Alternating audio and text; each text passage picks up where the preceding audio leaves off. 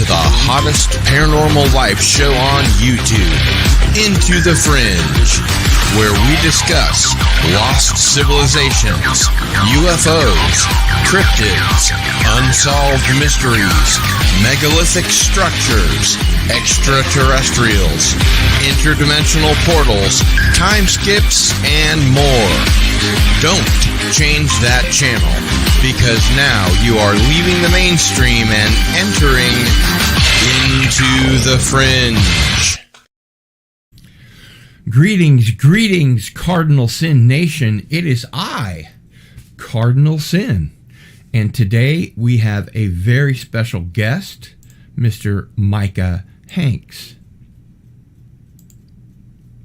With more than a decade in podcasting, travel, writing, and research, and the study of history and science, Micah Hanks has more than just a passion for knowledge.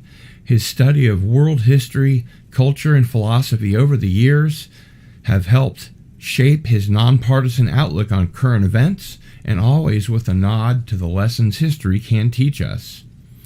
Micah is a longtime advocate for the scientific research into the UAP, otherwise known as UFOs. He is a contributing member of the Scientific Coalition for UAP Studies at SCU, as well as a frequent commentator and writer on the subject, and maintains an interest in the history and possible scientific explanations for aspects of the phenomenon. You can learn more about Micah's UAP research at his website, which is micahhanks.com. His other interests include space studies, zoological mysteries, and unusual phenomena in nature. A hopeful skeptic, he advocates a critically minded approach to the study of these subjects. Be sure to visit Micah's blog for more of his writing, research, and ideas. In 2020, Micah launched The Debrief with journalists Tim McMillan and MJ Banias, a new site and media enterprise which examines science and disruptive technology. The Debrief has closely followed developments related to the U.S. government's collection and evaluation of information related to UAP.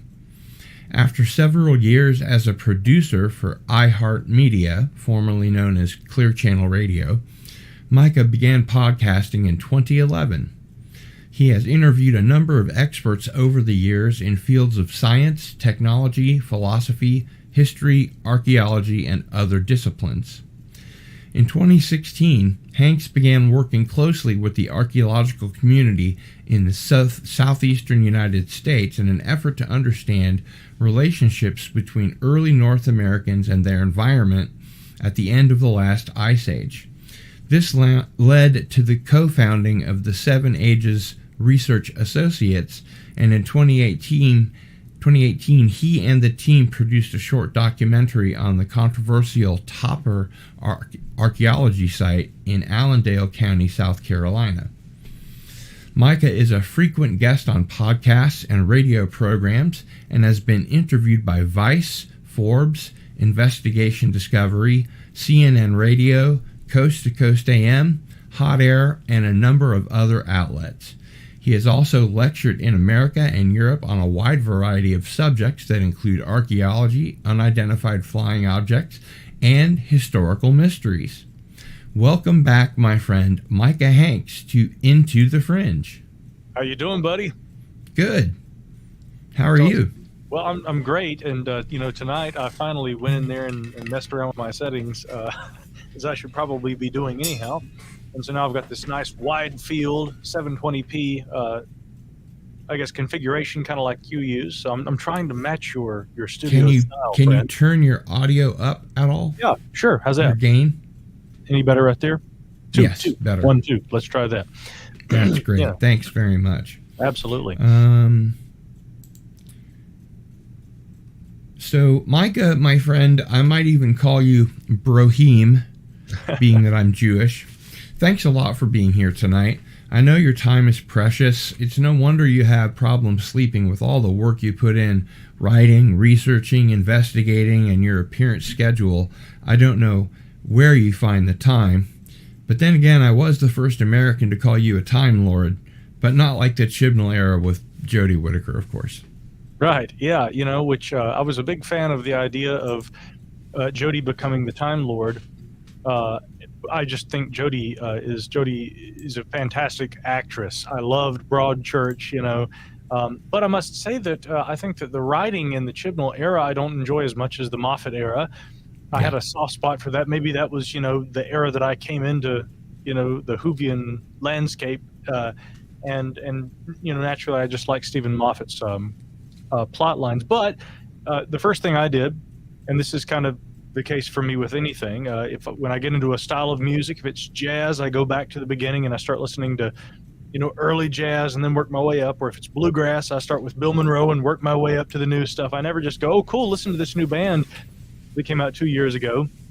And I did the same thing with Doctor Who. I immediately came in, I guess, during the Smith era, Matt Smith, that is, of course, where Stephen Moffat was writing. What the first thing I did was I went back in time, as a good time traveler does, and I worked my way up from way back in the day, in the 1960s, literally airing the day after the Kennedy assassination, worked my way all the way up to the present day, watched as many episodes as I could, and took. So you've seen all the classic Doctors, Tom Baker, and yes, yeah. Well, and again, Baker being the perennial favorite really is a favorite of mine too. I mean, probably my all-time favorite. But I have to say, the one who I really loved really was of the modern era, Peter Capaldi, when he took on the role of the Doctor. I know it enlivened for the younger modern audience, having Matt Smith and having David Tennant, these younger, actors portraying the role. But man, when Capaldi comes in there and they don't make him do an English accent, they let him just do his Scottish thing, Yeah. And I loved it. I thought this is fantastic because it was in so many ways a throwback to the days when you had John Pertwee or when you had, Tom Baker, the guys who I really first began to admire and enjoy in that role. Pete Davidson also, as the Fifth Doctor, he was a young actor who, again, he was the youngest actor at the time to have the role. Absolutely, and that was a big shakeup to have this young actor come in there and playing it. So, with respect to Matt Smith and David Tennant, and actually, to tell you the truth, also, Christopher Eccleston, that definitely was a thing that began all the way back with the Fifth Doctor having the young actor portray it. But I love personally, getting back to, just in my humble opinion, I thought that Peter Capaldi was a great actor, but he had some really bad writing. And if they had given him, say David Tennant's writing or Matt Smith's writing, he would have been great. Well, there seemed to be this lack of continuity in the storytelling at times to me during parts of the Capaldi era. Like, for instance, they had all of these opportunities to do some really interesting stuff, and they even seemed to be dropping seeds and going in that direction, and then they just didn't. Yeah. And I thought it really would have been, I mean, there were some things I really would have done differently. And again, our friend, my beloved Canadian friend, Paul always talks about this. Paul Kimball, by the way, for those who aren't familiar with Kimball's work, but Paul's a nephew of fantastic Stanton Friedman. Yes, indeed, the nephew of Stanton Friedman. That's true. But Paul said the exact same thing that you did. He said, I'm sure Capaldi's a great actor, he said, but I don't like the writing in the Capaldi era. But I also see that as being this kind of interesting thing where, and I'm going to tie this in with UFOs here in a minute. So Okay. watch how I do I was this. hoping. Yeah, but it seemed like they were coming out of this sort of magical realism kind of, fantastical environment, especially with Matt Smith, with the steampunk and all of this. And then they go into this very kind of strict, cold, black and white, postmodern thing with Capaldi, where, and in the first season, he was dark, he was angry, and a lot of viewers didn't like it. Kind of Colin Baker-ish. Yeah. Colin Baker also, a younger doctor, but one who had an attitude, and so people. Well, yeah, his regeneration was not perfect. So he showed up and then he choked Perry, and then we didn't see him for another, season, because that was like the end of the last season, and so we all thought he was going to be a murdering asshole. Yeah, well, if memory serves, he regenerates, and she says to him, "Doctor," he says, is that you? And I think in the famous words, he comes up, he says, yes, it is, and not a moment too soon, as though That's here right. I am, finally, Yeah. this doctor is the one that you need. So, Yeah. but, yeah, anywho. But Another guy that got the short shrift as far as stories and storytelling. And costume. People hated his costume. Yeah, I hated his costume at the time, but now that I've bought all the remastered, box sets as they come out, I don't notice it at all. The thing that that really pisses me off about Doctor Who is the John Nathan Turner question marks on the collars. And that just kept going until the modern age. Right. Yeah. I guess did that begin with? Actually, that probably began with Tom Baker. Yeah, it did with Tom Baker. Yeah, and then it went through, and of course the Seventh Doctor, also who portrayed Radagast the Brown in the Hobbit film series. Your knowledge of pop culture is incredible. Well, I don't. By the way, Micah, you know that I changed my background just for you. Well, Can you see it? I appreciate that. I do it indeed. The day the Earth stood still, and all that because where am I? There we are, over here that way. Sorry, there we go. I'm going to have some unhappy customers in the chat because I had to take down my Jenny Aguilar painting to make room for all this. So. Well, yes, and I loved that painting as well. But no, listen, I promised I was going to go in a ufological direction with this, and really it's very fitting that you would bring up Doctor Who. So for everybody at home who isn't geeking out with Gil and I... Oh, everybody at home is geeking out with Gil and you. You got to geek out from time to time. I mean, I'm going to be in Los Angeles here in the weeks ahead, and I just found out that Bosley's going to be out there, and he's going to be doing a thing at Comic-Con, so I'm going to try and go down there with Chrissy Newton and check out... How cool is that? Well, yeah, I haven't seen Bosley in the last, it's been years since before COVID, and the last time I saw him was on this channel. Well, yeah, digitally, but the last time I saw him in person was with Paul Kimball, the aforementioned, who also, I definitely consider Paul Kimball an honorary Time Lord as well. But when I talked about Doctor Who, it's not just my love of science fiction that caused me to do a deep dive with that. Really, I have a weird story, which I won't go into right now. It's a very strange archetypal kind of a thing where for years people would tell me, they're like, you remind me of the Doctor. And I'm like, Doctor Who? Seriously.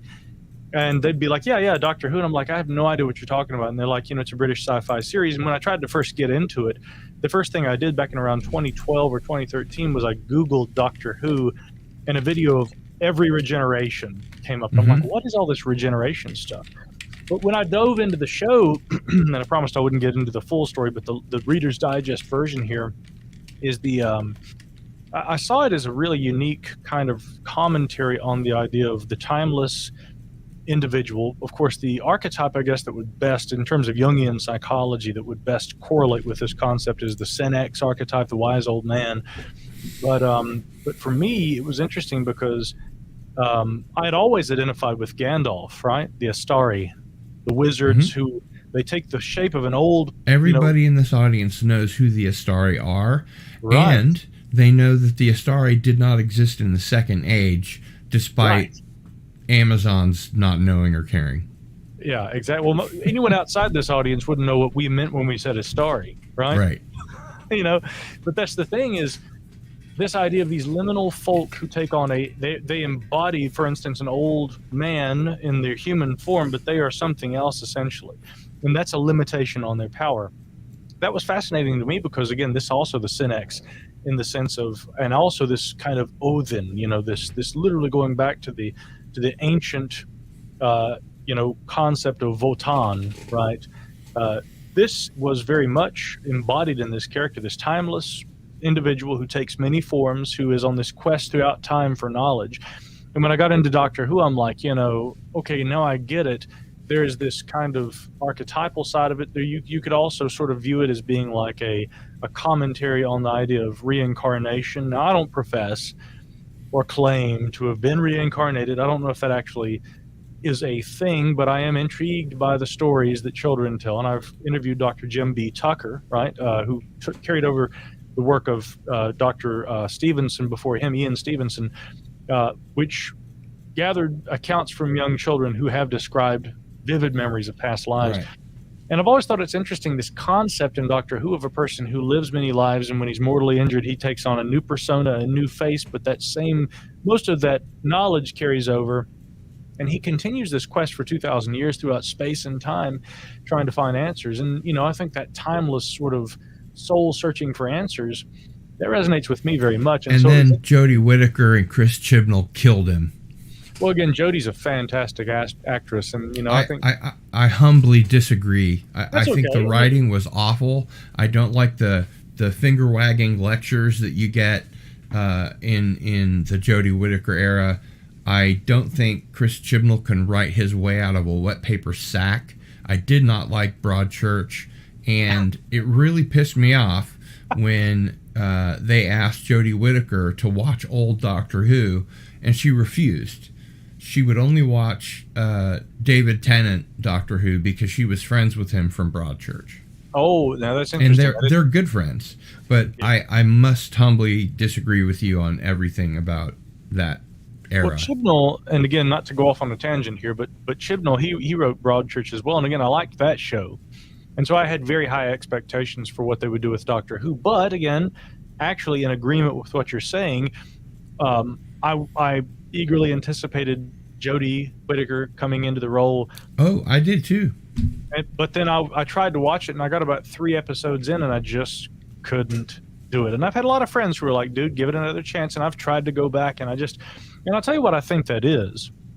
And again, I'm not going to politicize this. A lot of people do try to politicize this. No, it wasn't Peter Davidson.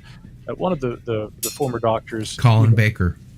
It wasn't Colin Baker. It was Colin Baker said, finally, a female doctor. He did, but no, there was another that said to the contrary. They were concerned about the political pressure for the next doctor to be a female. Now, again, as much as I love I think Jodie, that might have been Peter Davison. It could have been. I'd have to go back and look, but again, if for instance Tilda Swinton had been cast as the Doctor, I mean, I'd have been all on board. She was my first choice. She looks alien. I mean, I've had a crush on her since I was 15. Again, that was who I thought really could have. I mean, if anybody could follow Capaldi, and again, Jodie being the great actress that I maintain that she is, it was a hard act to follow, in my opinion, because I loved Capaldi so much. But if Tilda Swinton had come into the role, with her weird kind of Bowie-esque, they just at the BBC they can't pay her enough to tear her away from films. She's top line, and but then you also have Idris Elba. A lot of people wanted to see in the role. He would also be fantastic. But all that said, for whatever it is, I prefer not to try and politicize it. I'll just say that the writing, to me, did not allow, in my opinion, Jodie a opportunity, I guess, to continue the story in a way that really believably brought continuity to the storyline from what we had just experienced for years under Stephen Moffat. And that's the challenge of that show, and yet also the brilliance, because every few years the showrunner changes and the lead actor changes, and so you can potentially go on forever with that show. So again, I wish them all the best, and I love it. But maybe the other reason I just haven't kept up with Doctor Who has nothing to do with writing or anything like that. It has to do with my preoccupation with UFOs. And so, as I mentioned, when I started Doctor Who, I went all the way back to the back, to the very beginning, and I worked my way up to the front, with Jodie. And I did the same thing with UFOs. A lot of people in this modern debate are like, let's just look at the good cases. So let's start in 2004 with Nimitz, right? Mm-hmm. That's not the way I approach anything. Musically, that's an interesting analogy. Well, it is. And musically, in terms of my Whovian interest, the way my mind works is if I want to understand a topic comprehensively, I say, let's go back to the beginning. And by the beginning, I don't mean Roswell, even though we just celebrated the 75th anniversary of the Roswell UFO incident, which, again, everybody celebrates that on different dates, Gil, because the Roswell Daily Record here on June 2nd, July 2nd, July 4th. Yeah. Well, Yeah, they're the different dates. Now, according to some accounts, if you go back and you read your Randall and your Schmidt, Mac Brazel found the wreckage in the weeks of June, in the middle of June, and so he'd actually found this even going all the way back into June, roughly maybe coinciding with or shortly after Kenneth Arnold's sighting. But, we have the Roswell Daily Record on July 8th and July 9th with these two front page headlines. So the article I did at the debrief commemorating the event, we published on July 8th. Yeah, make sure I've got the right I want one. to ask you about that later. Okay, yeah, we'll come back around to it. But the point I want to make right now is, to me, this is not where ufology begins. And if you look at so many, and I'll say great histories that are written about this subject, my good pal Dolan, in his UFOs in the National Security State, Richard, basically says at the beginning that those old accounts are just stories, and we can't really do very much more with them, talking about things before the 1940s. And, I understand why he wrote that, and I agree to an extent that, yeah, they are just stories. But the other side of this, too, for me, is that if we do come to a deeper recognition and understanding of UAP, maybe in the coming years, maybe with the efforts of the AOI MSG, if it's released to the public, I actually have higher hopes for the new NASA study that's going to be undertaken later this year. But if any of these studies come to one fundamental conclusion, okay, we don't know what they are, but UAP exists, there is something based on their behavior and their capabilities. This does not appear to be a natural phenomenon. This appears to be technological.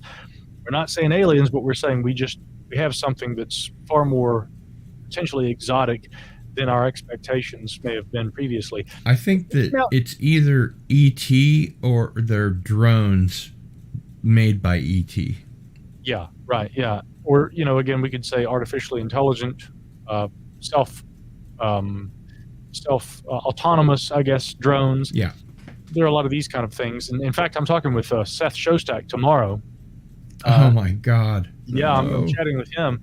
And again, I know he's been very critical of the UAP thing, but I got to hand it to Seth, working on the other side of that discussion about, the search for extraterrestrial life. I mean, he's gotten into the game with Avi Loeb. And yes, they're relative newcomers, but I mean, Seth in a lot of ways has, in recent days, done a lot of things that are very redeeming and very respectable. Oh, I guess he did have a personal sighting.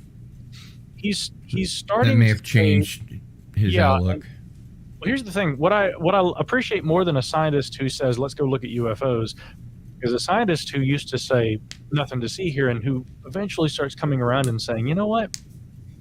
Maybe we should be paying attention to this. Hynek did that, And so when I talk to Seth tomorrow, and again, he's such a delightful guy. I was just asking. Oh, he's a very nice guy, yeah. Super, super nice. Have you had him on your show? No, I would never, ever have him on my show. I got it. Well, the funny thing is, I just emailed him, and he said, look, it'd be easier if we just talk. Can I just set up a Zoom call for us, and we'll just chat? I'm like, that's super cool, man. So, but, Avi Loeb, who I communicate with weekly, Avi had said, that Seth Shostak, how did he word it? He may have said, I'm paraphrasing, but, Seth Shostak nobly throwing his head into the ring with the Galileo Project. Again, I respect that. And there are a lot of great researchers who I've corresponded with now who are part of the Galileo Project. Beatrice Villaroel from France, who she and I are supposed to have a Zoom call as well and talk about some potential research efforts and opportunities. I told her, and she hadn't been aware of, as a Galileo Project member, the Scientific Coalition for UAP Studies, and I told her about what we're doing right now with that organization, and she was really excited. But long story short, I hope that more of these scientists, Galileo Project under Avi Loeb, the Scientific Coalition for UAP Studies, and others, and maybe also the interfaces between those organizations and Congress and members of Congress. I do hope that, and then you look at what NASA's doing later this year, all of these things coming together may begin to push this subject forward. Now, all that said, if we do start to realize, as many of us have suspected for a very long damn time, that there is a there, and like we have been harping on for years, that there is a reality to the UFO issue, we're going to have to at some point say, okay, how long has there been a human knowledge of this, and can we document its history, which is what I'm currently working on trying to do.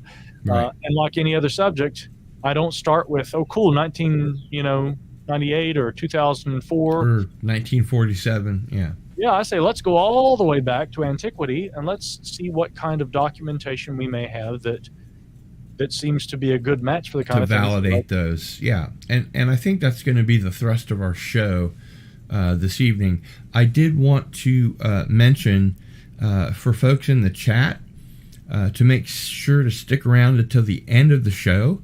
Tonight's giveaway will be an autographed copy of a cool anthology titled Lost Secrets of the Gods from back in the day. Micah contributed a chapter, as well as the late Jim Mars, Robert Schock, Nick Redfern, and several others.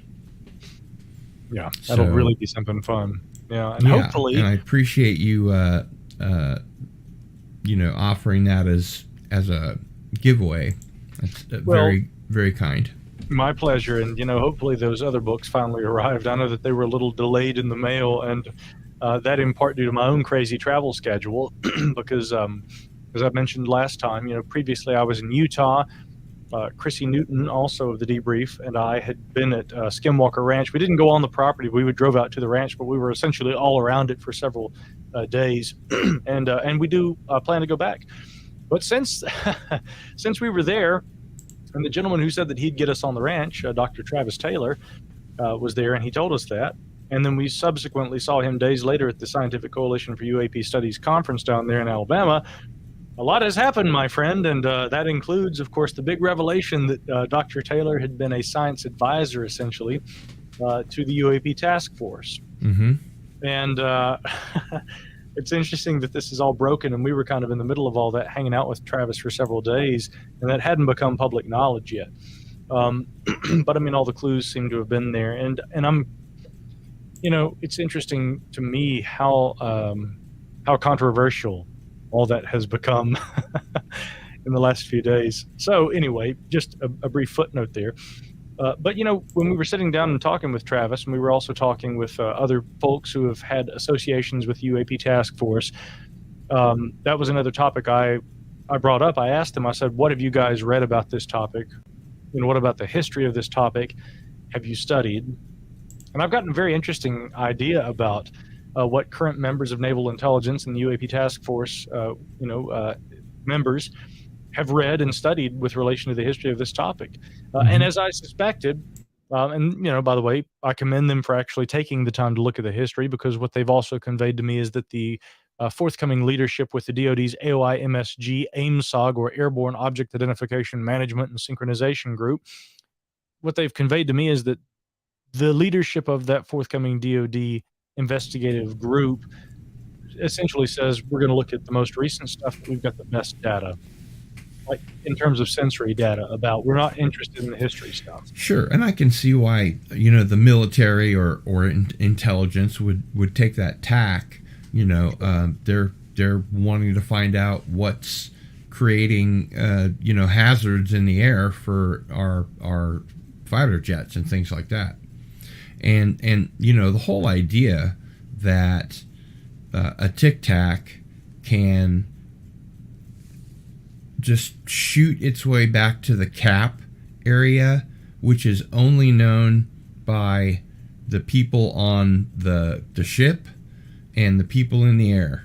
Nobody else knows where that cap area is, and it just whooshed and kind of hanged there in the sky where the cap point was. So that indicates to me that there's some kind of telepathy or something like that going on. Or at very least, they're capable of intercepting and decrypting our encrypted communication systems. Now, That is implied by that case.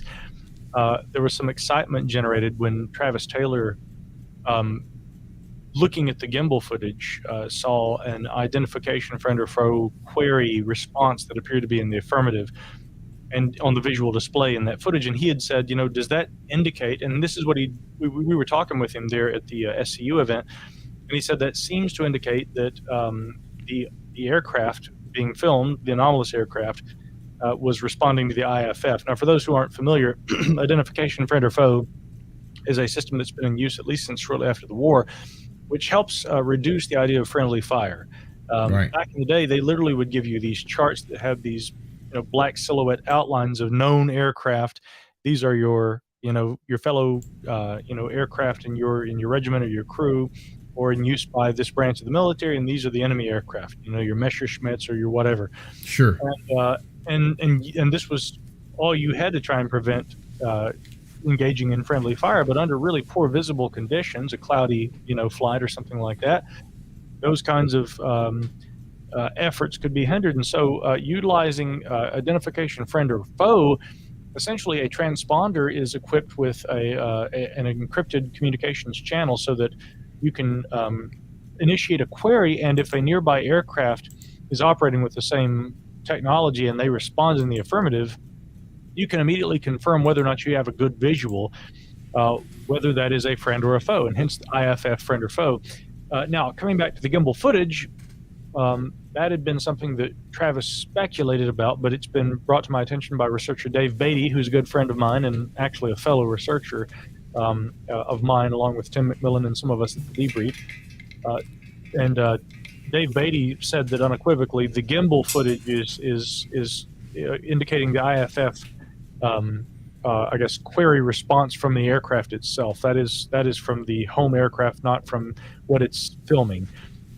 So I think that's been cleared up to my satisfaction, beyond my satisfaction, in fact. But the reason it was interesting is because, and I just will add here, if we go back into the Blue Book reports, going all the way back to at least 1951 or 2, and then again in a few other cases, like the RB-47 incident from many years later, there are cases on record in the Blue Book files where anomalous aircraft were queried, and these aircraft appeared to have responded in the affirmative. Wow, that's the first time I've heard of that. Well, yeah, that was brought to my attention by a fellow SCU member, Larry Hancock. Larry has a background in anthropology, but he is leading an effort or working with other researchers with SCU on what's known as, I guess, they're informally, I think, calling this the intention study. And the reason for that name is we're trying to identify, and I'm not a part of this, but Larry has talked about, having me work with him on a similar project, or perhaps that project at some point in the future.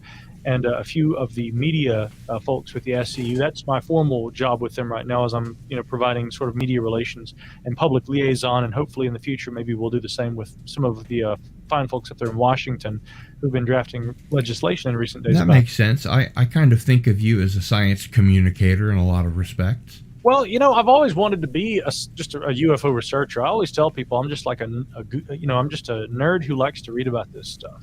But I guess one of the byproducts of reading about this a lot is that, you have a lot of knowledge. And so in every organization I work with, I end up kind of being the de facto spokesperson in many regards. And again, with regard to the Debrief and also SCU, Chrissy Newton, my colleague, is really also assumed that role, and she's as good. And they could do a lot worse than having you as the media, relation or liaison.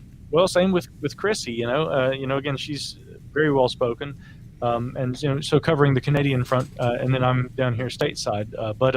But indeed, it helps to have a knowledge of the history of this topic. So again, coming back to that point, when we look back in the history of this topic, again, how many of our lawmakers know that there have been instances where these objects, what appear to be an anomalous object, are capable of responding on an encrypted frequency with us? What does that mean about their capabilities? What does that mean about their ability to understand and communicate with us?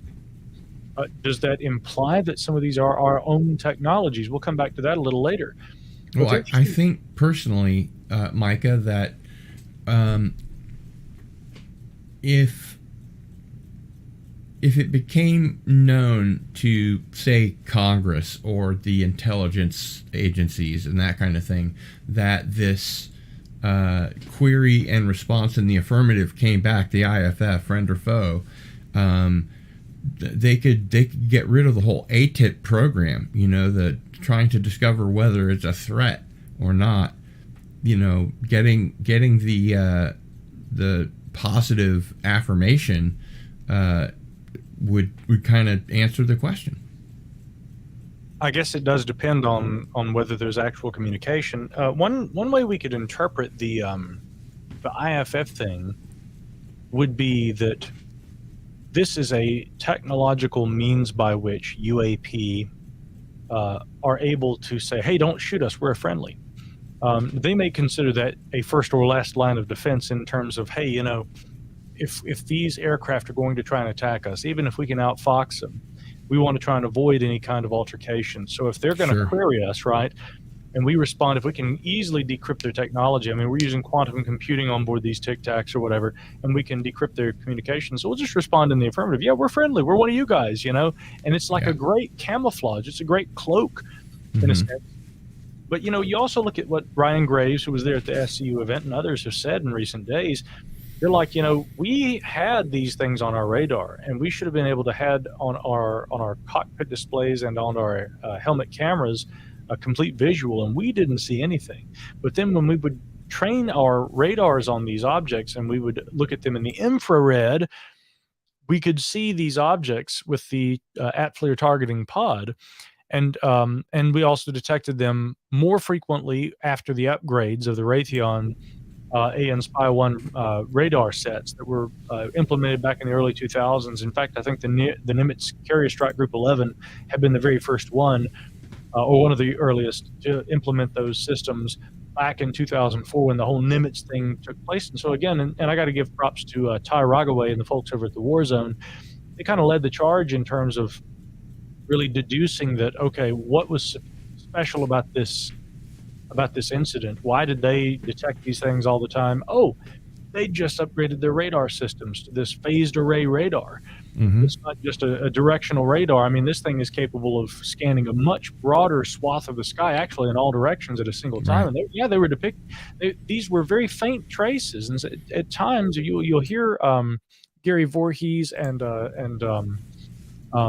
Kevin Day talking about the fact that at times they weren't sure really whether these objects were there or not, or if these were ghosts or there was something wrong with their systems. And they talked about restarting their systems a couple of times, getting technicians up there, and sure enough, these things kept showing up. Gary has since said, and he was at the SCU event too, I think I bought him a Jack and Coke, and we got to talk for like 10 minutes. I mean, there was just so much going on. But, he talked about running up to the top deck and looking through binoculars and seeing these kind of sort of phosphorescent, faint-looking lights on the horizon that he interpreted as being the UAP, which also is consistent with historic accounts. But on that note, again, there's so much that has been said and that could be said about these modern accounts. What I really hope as a communicator on this topic that I can do, and that I can move toward or move others toward doing, is also looking similarly at the history of this topic. And there's a great researcher. He's no longer with us, but back before NASA was getting officially into the UFO game, and you're going to like this, Gil, because I'm old school like Stanton, and I always bring like printout documents with me. I know it's like not it's not as environmentally friendly, but I'm old school. But this is a copy of a article that was published in the Classical Journal, and this was by Richard B. Stothers. He was a classically trained historian and historical researcher with NASA.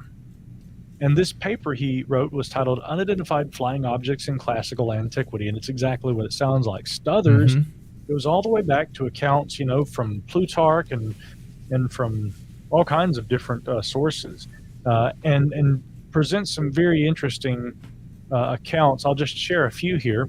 Well, before we do that, Micah, we have 145 comments. Oh, wow. So let's say hello to some of the folks that are here. Yes, please do. Boy, there are a lot of people. That's or good. A lot of comments, right? anyway.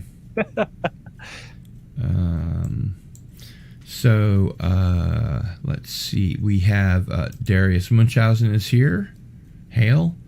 We have Rui here. Hello. Greetings. Pat S. is in the house. And he says, yo, Sin. Phantom Boomer is here. Greetings. And Herc130 is here. Yeah, it was pretty hot today, wasn't it? And he's giving a special shout out to the wrenches. Wrenching ain't easy. He's right. Of course, Anti-Derivative Jill is here. And she's hailing a lot of folks. I very nearly put up my Frankenstein back there, but I decided against it. Monster Huntress Room, back when I had the audio problem said, I bet the government is interfering. Don McDouglas, a previous winner on this show many times, is here. Good to see you, my friend. And Canadian Spider-Man is here and says, hail to you, Cardinal Sin and Micah.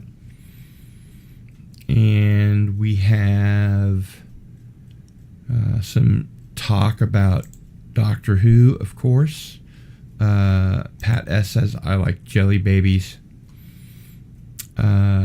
We do miss Jenny, but it can't always be her. That's right. We'll figure out a way to get Jenny Agutter back in the background. Canadian Spider-Man says, Cardinal Sin has sent me all 10 seasons of Doctor Who, and I can't wait to start watching it next month. Who are the Astari? Well, the Astari are the wizards in Lord of the Rings, basically. John Cipolla is here. Hello. Thanks for hitting that like button. That's very important for an itty-bitty channel like mine. Cam's Crash Courses is in the house. Good to see you. Gap After Dark is here. Can only stay for a little bit. And Zax is here. Good to see you, my friend. And Phantom Boomer says Avilobe rocks, which is a good sentiment. My good friend PJ at Orville Nation is here. Good to see you. Herc130 says Ezekiel's Wheel, ancient UFO spotting. Yes, we are going to get into that. The Reluctant Dragon is here. Hail. So we've got quite a few folks in the chat. Do smash that like button. It is much appreciated. And looking to see if we have... And Brian Hepburn is in the house.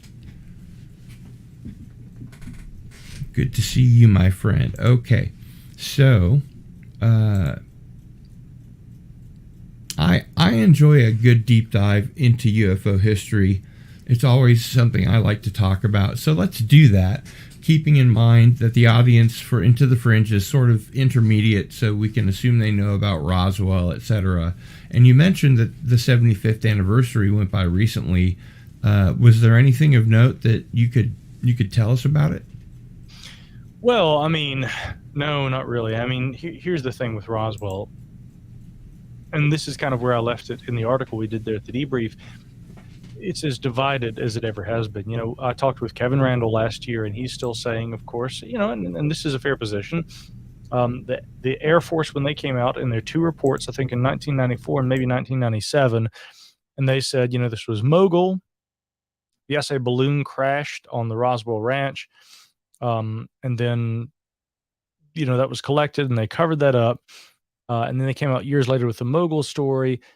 Kevin, I think also this had been a point that had been raised by other UFO researchers. I believe Brad Sparks had actually said this, that the mogul launches and their known trajectories did not correlate with the actual crash that they said happened at Roswell. And when the Air Force or the government, I don't remember who it was, did their Roswell case closed study, they said it wasn't just a weather balloon, it was a top secret weather balloon, and the same bunch of people went, total facepalm, even though they said that was the end of it, and they, weren't going to be investigating flying saucers or UFOs or UAP. Guess what? They started doing it again. Right. Well, and that's the thing. To Kevin's point, he says if the data doesn't seem to really strongly correlate with a mogul launch and they just kind of preemptively concluded, yeah, that's what that was. The public has a right to see unequivocal data that suggests that. Now, on the other side of things, and this is the point that I always raise, there is a much deeper American tradition of alleged crashes involving mysterious objects from the sky. And in the article, I talk about this. I go back to the 1880s in Nebraska when there was a mysterious metallic meteor that was said to have crashed, and a group of cowboys saw this, and that there was metallic debris that was scattered all across the prairie, and that they went back days later and it had vanished.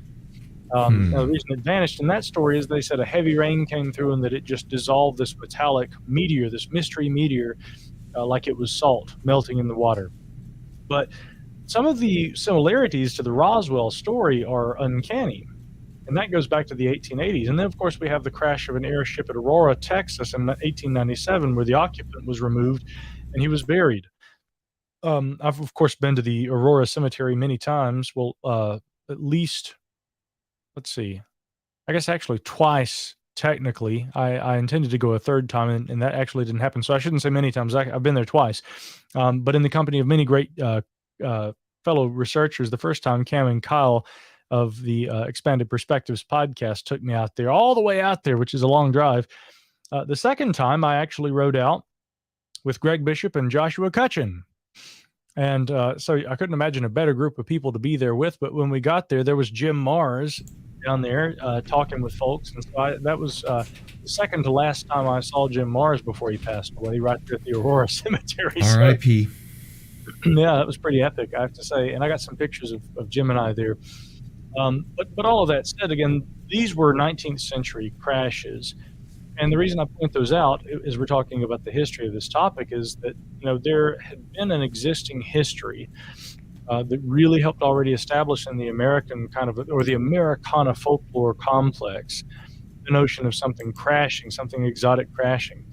We also look at, for instance, Frank Scully, who as early as maybe around 1948 or 49 in his Variety magazine column, he was publishing articles about an alleged crash that occurred out there at Aztec, New Mexico. In the 1970s, Leonard Stringfield got into the game, and he began collecting all of these reports from different people, different witnesses. And invariably, when he would go give a talk about this subject, people would come up after the talk and say, listen, I've got a friend, or I have a family member, or I myself had been there, and there was a crash that occurred sometime in the late 1940s, somewhere out there in the southwestern desert. That was always the consistent feature. Mm-hmm. So what I recognize is, rather than, and this is how UFO researchers tried to do it in the 1990s, which is different from how I do it, but they tried to say, okay, we know that all these stories about a crash occurred, and none of the facts seem to line up. Is there any way we can kind of mesh this all together, and maybe people have got parts of the story wrong, but fundamentally there is a true story of a crash? When Stanton Friedman in 1979 found Jesse Marcel, he was, I think, in Louisiana doing a television show, and one of the producers there had said, there's this guy here you should talk to. And that was the retired former intelligence officer there at the Roswell Army Base, or the Roswell Army Airfield. Actually, I had lunch with Stanton Friedman because I put on his lecture back in a previous life when I used to put on UFO lectures here in town. Mm-hmm.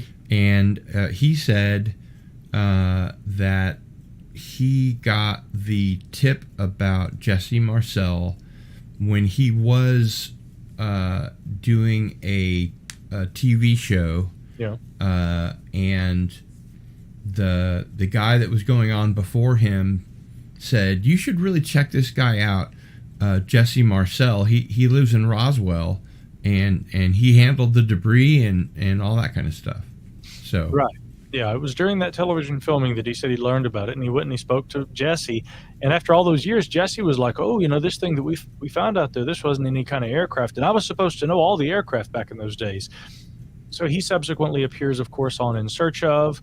There was also the, what was the name of that documentary that Stanton, I think, kind of co-wrote? I think it was called, it had a weird name like UFOs, They Are Here, or something like that. That wasn't the name, but I'll have to remember. The only one that I can remember is UFOs Are Real.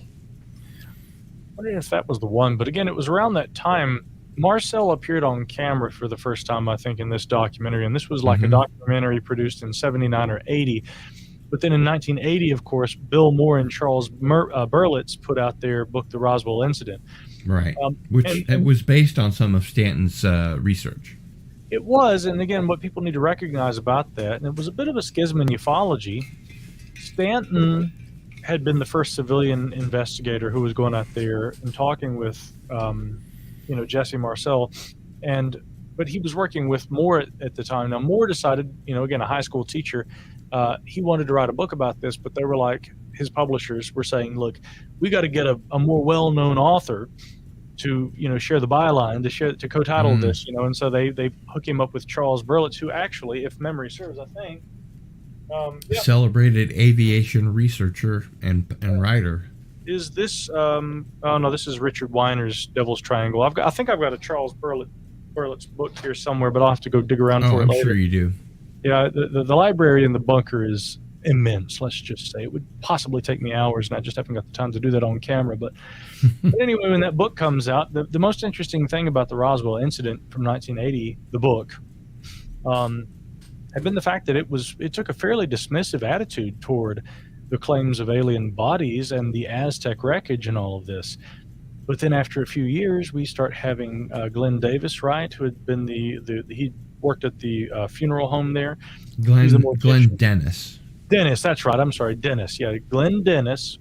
Yeah, I always mix up Davis and Dennis. So Glenn Dennis, claiming that he knew the nurse there on the base, and she. Far be it for me to correct you, Micah. Oh well, hey, sometimes you got my brohim. Well, I've always said to people, I can remember dates and places and all kinds of things, but I am so terrible with names. So, yeah. But yes, thank you, sir.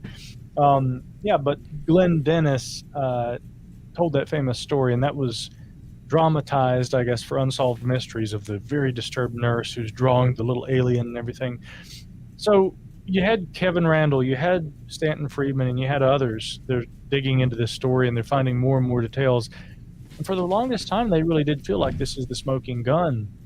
Unfortunately, after all these years, when I spoke with Kevin Randall last year, I asked him, I said, what do you say to those who would charge that there's not enough evidence to support an extraterrestrial crash? Kevin's response, which I really admire, and I think Kevin's a great researcher, and I've enjoyed his books. I've read his books since I was like 12 or 13. But I really appreciated what he had to say last year. He said, I would say absolutely. You're absolutely right. There isn't enough evidence. He says all we have is that there is good data that does not support, or rather that contradicts, the mogul narrative. Now, for where I stand, I would still say that probably what we see in these photos here, that probably is some sort of a weather balloon. If there was anything more that happened at Roswell, that would be interesting to me. But we don't have any more data in support of that. Now, I'll also say on the other side of it, though, those Air Force reports that came out in 94 and 97, there's some bizarre stuff in there. They're trying to say that incidents that occurred like in the 1950s, where people saw like crash test dummies and things like this, were possibly even injured airmen, that was what accounted for the alien sightings. And I'm thinking to myself... And that happened years later, and they were dropping the crash test dummies to see what the injuries would be to a human body.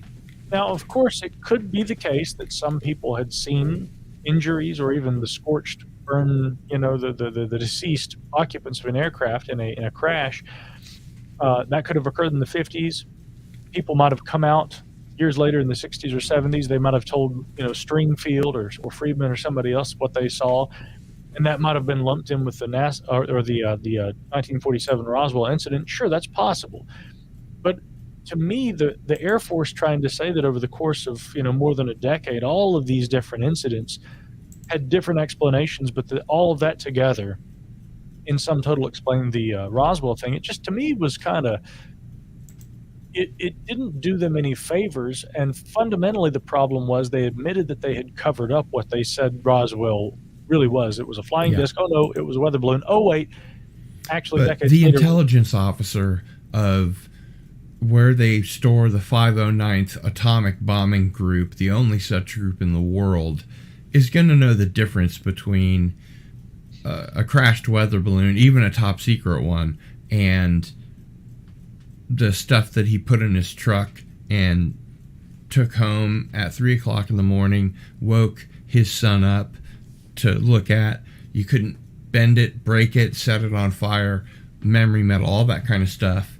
I mean, he's going to know the difference. And so when the general, I forget his name, Roger Ramey. General Ramey said, put the kibosh on that and made him, bend down to take a photograph with a weather balloon. The look on his face, you can tell, is like, oh shit, I can't believe I have to do this. Well, and again, that's what until his final years, I guess, Jesse Marcel maintained. What was that? This was not anything that we recognized. That's what he said. And so, when you look at Roswell, and he also said it was scattered over such a wide area, it couldn't possibly have been a weather balloon. I mean, it was like almost a mile, long. Now, the Mogul defendants, I guess, those who would defend the Mogul case would say that yes, but one of the radar reflectors carried by the balloon very well could have. Now, again, to me, if indeed there was that much debris, even the idea of just the radar reflector being scattered over such a wide distance, I mean, that does seem a little strange to me. But again, at the end of the day, I have to kind of come to the same conclusion with Roswell that I do with the Patterson-Gimlin film. It may be a really good case, but people remain so divided on it that I really don't think that it's necessarily productive to continue to try and say, this is the smoking gun, this is the one that really gave us all.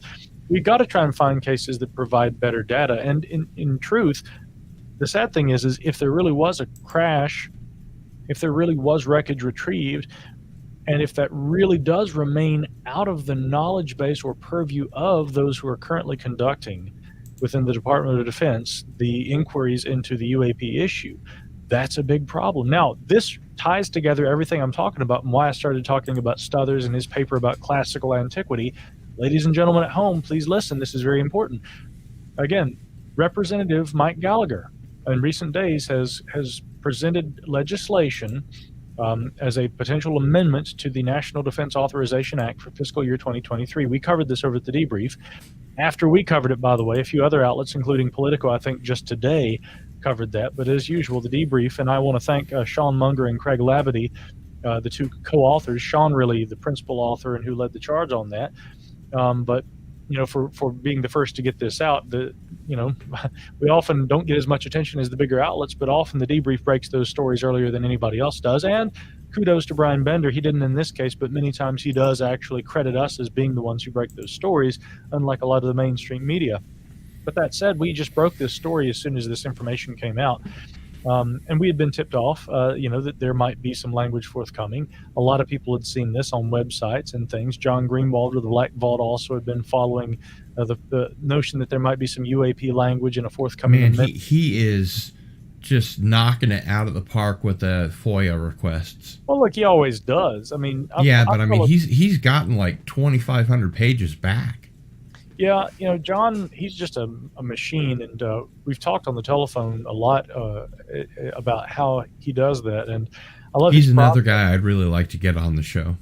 Well, you should. Yeah, you should get him on, and I hope to see him when I go out to California in the weeks ahead, because again, John, I've never met him in person, but we've always kept in touch, and he's just one of the best researchers in my opinion. I was going to mention, when you were talking about Kevin Randall, I had lunch with Kevin at the Fortean conference in Lincoln, Nebraska, after his talk. Mm-hmm. I think we just had hot or something, but it was cool to hang out with him, and I'm sure it will be cool for you to hang out with Greenwald. Yeah, John Greenwald. Oh yeah. Oh, absolutely. He and I've been, promising to have a beer for far too long, and we're way overdue. But again, the point that I was going to emphasize about, again, and this really is fundamental to John's work. A lot of people right now who are following these current developments, Gallagher, and again, for those who don't remember, Gallagher was the young representative who, during the congressional hearings on UAP recently, asked about the 1967 incident, I believe at Malmstrom Air Force Base. Mm-hmm. He asked about the infamous Davis memo, the Eric Davis, Admiral Wilson memo. That thing that Richard Dolan just will not let go of. Yeah, Doley's really preoccupied with that. But now here I'll just say this. A lot of people have dismissed that memorandum out of hand as a possible fabrication. Initially, my attitude actually wasn't to dismiss it. My initial attitude was this. It was just like with Roswell, just like with the Patterson-Gimlin film, classic examples of people saying we have a smoking gun. But what you ultimately see is you don't have an actual physical specimen of either an anthropoid ape creature or, in the case of Roswell, a flying saucer. And so people are still fighting over whether that this is really the big deal that many make it out to be. So my whole point is, listen, if you can't prove it and you don't have enough evidence to conclusively prove something one way or another, you have to put it in your gray basket. Put it in the gray basket, put it in the other bin, as the UAP task force referred to it, and you move along and you look for better cases.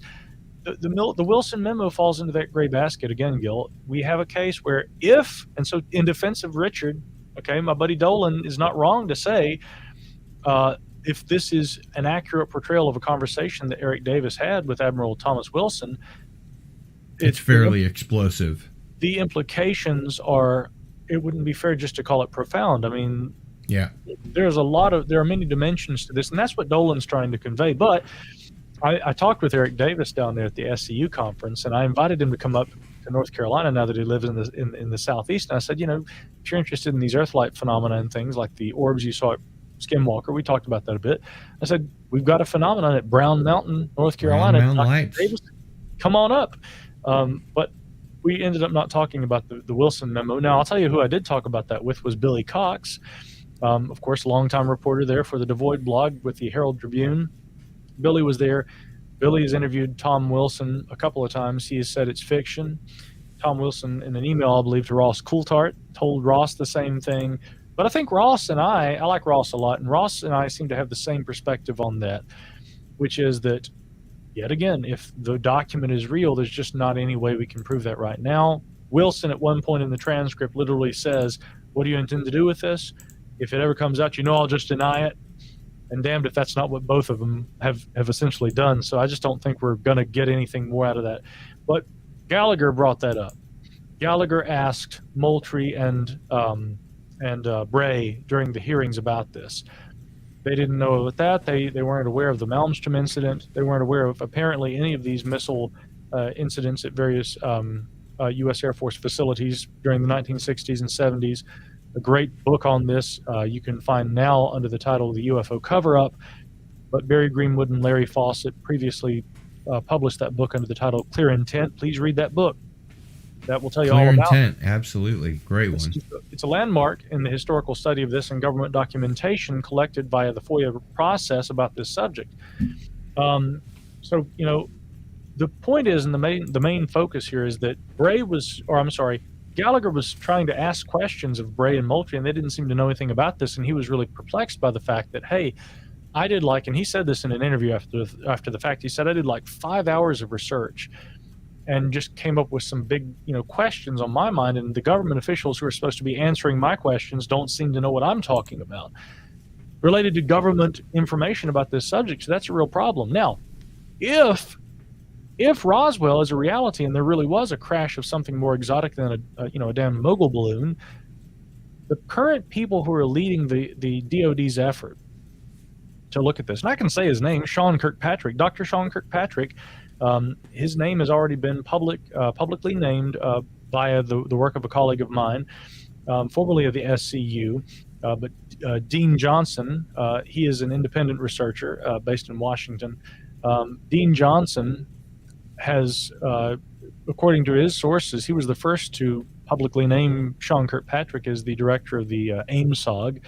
And according to my sources, one concern I have, although I'll point out that Dr. Sean Kirkpatrick there couldn't be a better choice in terms of a scientist who could lead this effort, but my contacts have told me that Dr. Kirkpatrick is one of the mind who says, let's look at the most recent stuff. Let's look at the things with the best data. And I can totally understand why they would want to start from the most recent and go back. But I'll tell you this. Makes a lot of this, sense from their perspective. But Gil, if there is any reality, if, and I'm actually a little more in the mogul camp than most of my UFO colleagues, and they hate that about me because I just try to follow what I think what can be established through historical context and data. But But and I do maintain the possibility as far as there being something more to Roswell, sure, some of the witness testimony is just too bizarre. And if any of it is indicative of a reality, we have to entertain the possibility that the official story we've been told is inaccurate.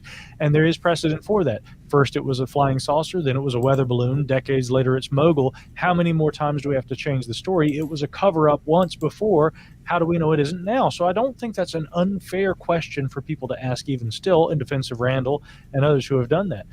Now, that said, I want the AIMSOG, if we have information about any kind of exotic recoveries, I want the AIMSOG to have access to that. And eventually, I think people like Mike Gallagher want the American people to have that access too. But are we going to get it? Right. This is why, ladies and gents, it's important to know the history of this subject. Even our officials who are looking at this, some of them don't seem to want to look at the history. We really must look at the history. We really should. And that's why I look all the way back to 217 BC. Allow me to read a couple of these here for you. Okay. In 217 BC at Arpi, round shields, or parmas in the Latin, were seen in the sky. A parma was a small round shield, of course, that was made partly or wholly of iron, Stothers tells us, bronze or other metal. He says, we do not know whether the luster of these devices and not just their shape was intended to be an element of the description. And he talks about possible celestial phenomena. He says mock suns are an unlikely explanation since the Roman prodigy lists were routinely describing double suns, triple suns, and things, which were known during that time. He says the description of these flying shields, it's unlikely that a known celestial phenomenon would have accounted for this. Here again in 212 BC, think about how long back we're going. The following account says at Riati, a huge stone, saxum as they call it, was seen flying about, as stones tend to do, flying about in the air, right? 173 BC at Lanuvium, a spectacle of a great fleet was said to have been seen in the sky. 154 BC at Compsa, weapons or arma appeared flying in the sky. These go on, but again, what Stothers has done, and there have been skeptics who have, and again, I always try to argue people should be somewhat skeptical. I always consider myself. Well, you are a hopeful skeptic. I am a hopeful skeptic, but there are those skeptics who predictably have a explanation for everything, who have dismissed Stothers' report and who will go online and blog about it and say this is just nonsense.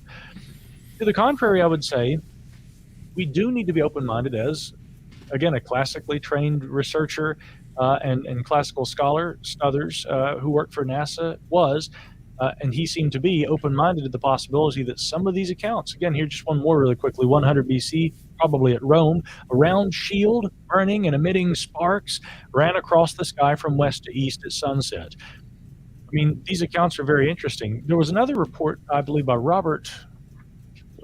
Let me see, Robert. I mean, for example, Micah, that sighting we know wasn't the Russians or China. Very good point. Very good point. Richard G. Whitman, I think in 1969, I've got another great article, which, by the way, those who have a JSTOR account, you can find these as well. Flying saucers or flying shields. He did an entire historical analysis of these accounts from antiquity describing flying shields. Now, there are different interpretations on exactly what that might mean. Some have discussed the idea of the symbolism of a shield falling from the sky, meaning like victory on the battlefield, and that was a symbolic description, not an actual retelling of true events. So I'm aware of what the symbolic. Well, they would have to have had Captain America to throw it up there. Well, I think the most important thing, though, is, and we have to acknowledge this, and actually I'll recall again Whitman's study from 1969 where he actually notes, if I can find it, as he notes, moreover, the supposed pictures of UFOs which occur periodically in slickback magazines, as he says, from back in the day, more closely resemble shields than saucers. He says, obviously, the Romans had no cigars and apparently were more inclined to think of their shields than their saucers. But he goes on to point out, essentially, the remarkable similarity that we could infer from the descriptions from these accounts from antiquity of a essentially discoid-shaped object and modern reports of saucers. Now, Whitman is apt to point out, as he correctly should, the description of saucer, as we see flying saucer on Ranch and Roswell region, that actually was derived from Kenneth Arnold's sighting, and he was describing, as we know, the movement of the object like a saucer skipping across water. He didn't necessarily say they were discs. But they were actually shaped like a chevron. Chevron. That's how he originally. But again, I've talked to a lot of people over the years, and have too, Gil, where I have spoken with people who have seen disc-shaped objects. I have interviewed now the single shape that recurs the most of any that I probably have, and I want to be careful in stating this because it could be that this is a bias because I've looked for these kind of reports, and so I have received more of them. But the big black triangles, I get more reports about those.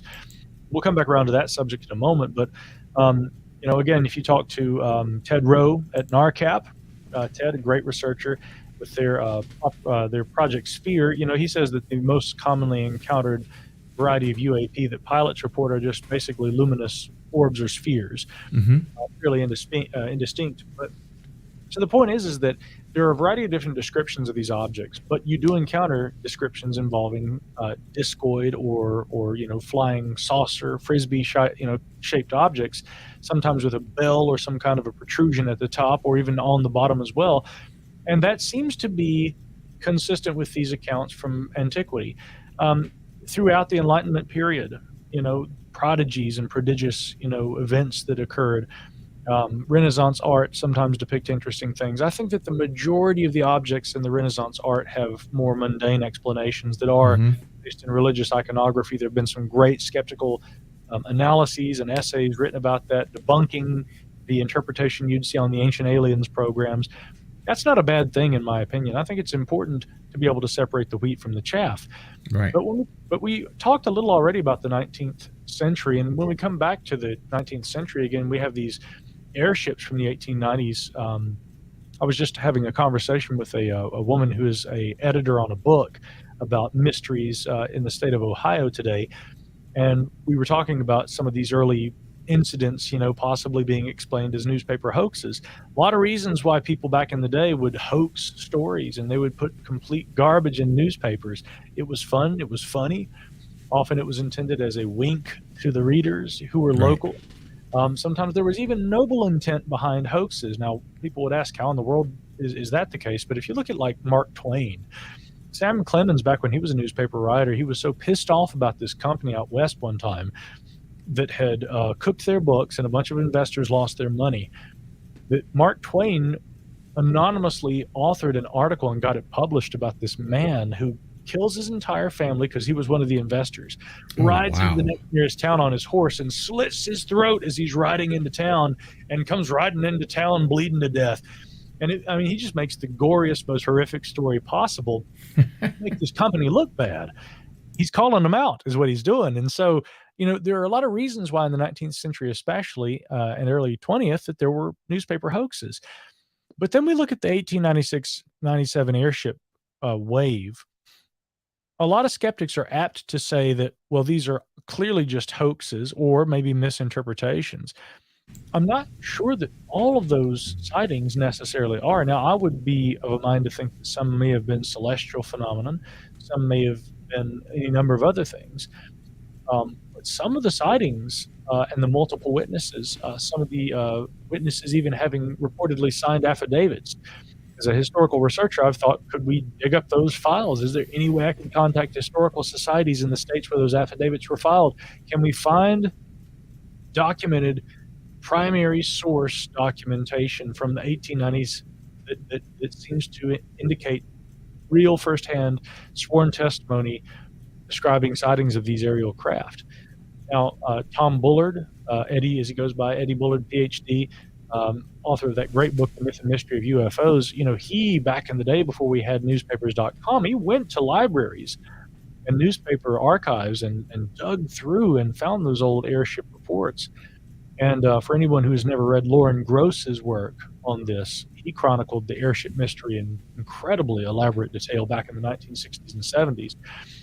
But there are a lot of theories about the idea that there might have, rather than these being UFOs, whether there might have been an actual inventor who built these things. And this is where this topic dovetails with Bosley, and Bosley and I both speculated about the idea that somebody back in the 1890s may have actually been involved in building some kind of an advanced aircraft. Like Charles Delshow.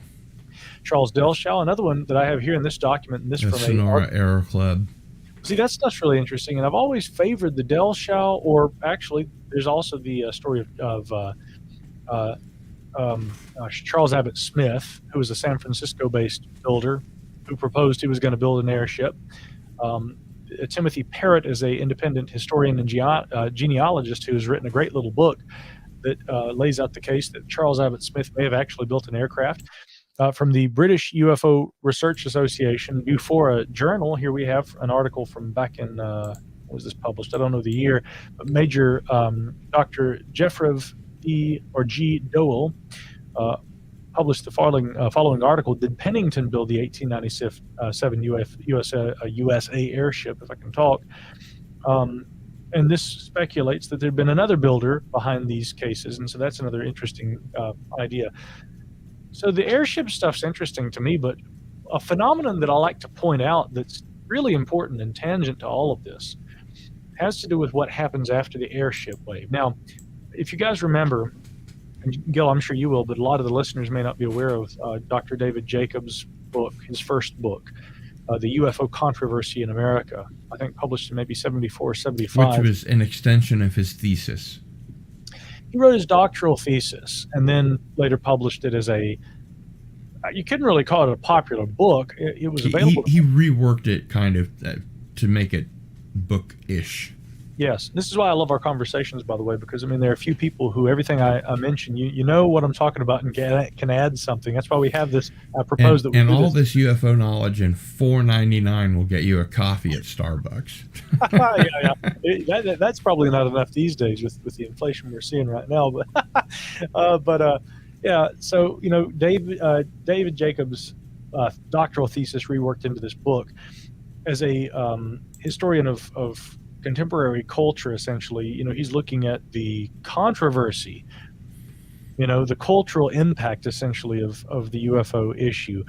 And so he starts with the 1896, 1897 airship wave, but then he basically skips right ahead to World War II. He spends about a paragraph or two talking about the Foo Fighters. There's one lengthy paragraph, but a paragraph nonetheless about the ghost rockets. And then we go right to Kenneth Arnold and pick up, and I'm like, whoa, what happened between 1897 and 1942 or 43, right? Right. And to that idea, I would like to ask you about the Cape Girardeau, Missouri crash, which is a place that I've been to. I was on the track team and the swim team here in Lawrence, and we went to either a swim meet or a track meet in Cape Girardeau. What do you know about that, and what can you tell us about it? Well, I wish I could tell you anything about it. Unfortunately, that's one case I don't have a deep knowledge of. I would refer you to my colleague, Michael Huntington, who I'm sure knows a lot about it. But, you know, he and I are going to be giving lectures together at an event in Cape Girardeau this August. Really? Did you hear about this? No. Yes, the Midwest Conference on the Unexplained, which is going to be the first weekend in August. And if you go online, I think the website is capeevents.net, I believe. But you should just go online and look for this. Michael Huntington's going to be talking about those classic cases. I'm actually giving the keynote address on Saturday night. And what's the website called again? Let me just double check this. I want to make sure I give out the right address for people. Cape Events. Let's see here. That is the, here we go. So, well, let's see here. If I can find the right one. That keeps bringing up something else. Let me try this one more time. Because that's kind of in my neighborhood. Well, yeah, and if you can be there, that'd really be great. I intend to. Let's see if this is the right one. I think I found it. capeevents.com. Is that it? Well, that's Cape Cod yet again. I'll have to find it. But also, if you just go online and do a search for Midwest Conference on the Unexplained, we'll have some information about that. I actually, in fact, am going to be doing a ticket giveaway in the days ahead on my podcast because they've gifted me with a couple of VIP passes for this event that I'm going to be able to put out there for a correctly answered question or some sort of a fun thing that I'll be doing. But again, Ryan Sprague's going to be there. Josh Cutchin's going to be there. I'm going to be there. Ken Gerhard will be there. I can meet all of my heroes. Well, yes, indeed. And I can meet my hero if you come, right? So, I mean, win-win. It's a win-win. But that's right. Yes. We'll have that long-lost beer. Yes, indeed. Yes, the long-lost beer. The beer that was the 14 fall from the sky that was never drank. That's right. But yeah, so I'm going to be there at Cape Girardeau, though. And again, that is definitely an event I would recommend that people think about attending. The conference, and in fact, Michael Huntington, being one of the folks who was helping to organize this entire thing, had said, we want to bring conferences back to the Midwest and give people in the middle of the country a really good event that they can come to. But it's really important because although I may not speak specifically to that crash you're talking about, Cape Girardeau has a great history of involvement. Look at project identification that Dr. Harley Rutledge did back in the, I guess, 60s and 70s with these strange lights that would appear in the sky. And he employed, over the course of a couple of years, students in his physics program who aided him as observers, and they observed these lights. They noticed some very interesting things. For instance, there seemed to be this intention component. So this coming back to Larry Hancock and what the SCU is currently doing with this intention study. They would point at the objects sometimes, and when they did so, the objects would diminish in their brightness, seemingly aware of a person pointing at them. And this is similar to the descriptions of the so-called living lights that John Keel described. He saw these during his investigations into the phenomena occurring up and down the Ohio River Valley, but that's kind of focusing on Point Pleasant, West Virginia, and the Mothman thing that erupted there. But definitely check out the Midwest Conference on the Unexplained that first weekend in August there at Cape Girardeau. I will be there Saturday night giving a lecture. I hope to have some friends and colleagues from the debrief there with me. If she can make it, Chrissy Newton may be there. Certainly, I hear tell that there may be some other ufology royalty there in present, and attendance, just attending, hanging out, and I hope to see some of those folks there if they're able to make it. But since I can't speak to that case, I'll actually bring up something else that's equally interesting. There is this weird continuum, really, with the early days of ufology and science fiction, right? And by that I'm talking about Amazing Stories and Ray Palmer and the whole Shaver mystery stuff. Ray right? Barker, yeah. A lot of people, yeah, and there's this fascinating thing about this that a lot of people tend to overlook. As important as the whole Shaver mystery is, with its relevance to all of this,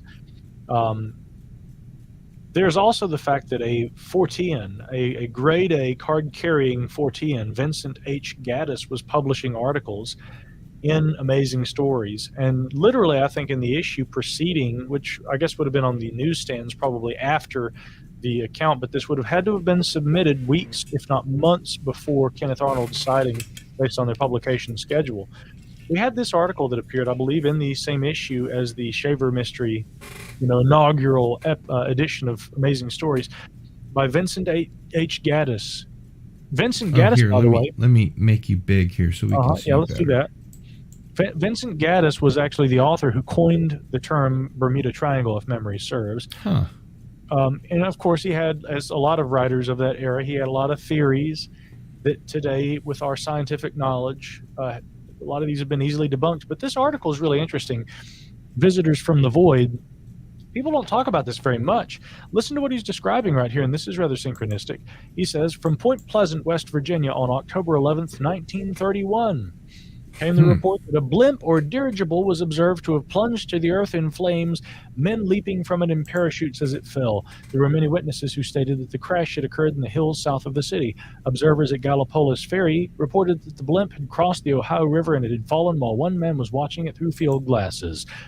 Described as being between 100 and 150 feet long, it was at an altitude of 300 feet. When it burst, white objects believed to have been parachutes fell with it. Long story short, search parties go out there, they try to look for it, they find nothing. Zip, not a zilch. And despite the extensive search and far-flung inquiries, not a single clue was turned up. Gaddis tells us the mystery remains concealed somewhere in the West Virginia hills. The solution to this puzzle is still a secret. What Gaddis was talking about was a continuation of what began with Charles Fort. Now, again, I was complaining a moment ago about after 1897, all the way up to World War II. What about this? And this is what I call the dark ages of ufology. Right. It's the period in modern history that nobody wants to talk about. And yet, who was the first guy who was already documenting cases from even prior to that? Charles Fort. If you go back and read the Book of the Damned, Low, Wild Talents, and New Lands, you helped me remember the other one I forgot last time. In those seminal works by Charles Fort, he was documenting aerial phenomena. He was documenting the observations by Rousseau and by other astronomers of these things transiting the sun, which seem to be in orbit, these objects, these spindle-shaped objects and things like this. Ufology, in effect, before it was ufology. I thought it was really interesting that Vincent Gaddis has an entire article about mysterious aerial phenomena that goes to print in the same issue as the Shaver Mysteries inaugural launch in Amazing Stories. And this all right around the exact same time that we have Kenneth Arnold's sighting of UFOs. I mean, there was something in the water back in those days. But again, Gaddis continuing the work, and even very much written in the style of Charles Fort, who loved to lead off his paragraphs by saying things like, that on April 14th, 1877, fell from the sky. Horrible, he had this very idiosyncratic kind of style of writing, and you see shades of that in Gaddis. But again, he was documenting ufology before we had even flying saucers in the popular lexicon. Something else I'll bring up here, though, and this is really interesting. This is the excellent historical research of Barry Greenwood, who I mentioned earlier, the co-author of Clear Intent. But he, during the 1990s, I guess this was from June 1998, he began publishing a newsletter called the UFO Historical Review, which effectively had the little airship there in its logo. And man, I mean, here, we'll put this up so that folks can see it again here. There's your logo for the UFO Historical Review with the airship that I'm not sure where Barry found that. You can see my delightful coffee stains all over this and my personal highlighting. Anybody who wants to know what I highlight from this, I'll just read that quote, because this is a great quote from Barry Greenwood. To understand how any topic functions, one must understand the topic's origins, that from which it came. UFOs have a very deep but very obscure base, which through the years has been twisted, molded, and manipulated to meet the needs of whoever had a belief to promote. And so this newsletter was essentially aimed at looking very objectively at early cases. And some of the cases that he presents in this are just really, really good. For example, he tells this story of this unusual aircraft that was encountered by a flight instructor. The year, I guess, that this occurred would have been, let's see, 1943. April 5th, 1943 at 9:50 a.m. This was reported by Jerry Casey, an aviation writer, but also at the time an aviation instructor. According to the account that Barry gives us here, he notes that Casey was a primary instrument flight instructor supervising a student in a BT-13A trainer cruising near Long Beach, California. Keep in mind, 1943, right? While we're just beginning to worry about Foo Fighter sightings over Europe, Casey and his student are flying along this morning, and they essentially see a flash in the sky that catches Casey's attention out of the corner of his eye. So he looks over. As he looked more carefully, he saw an aircraft in a moderate dive toward the trainer. Preparation for evasive action was made ready in case it was needed as the craft continued to approach and then pass on the trainer's left side. And I'm going to show you the drawing that was provided depicting what Casey and his students said that they saw. That right there from 1943 is what they said this object looked like. They said that it What was the year? 1943. Right now, That's that is before the modern era.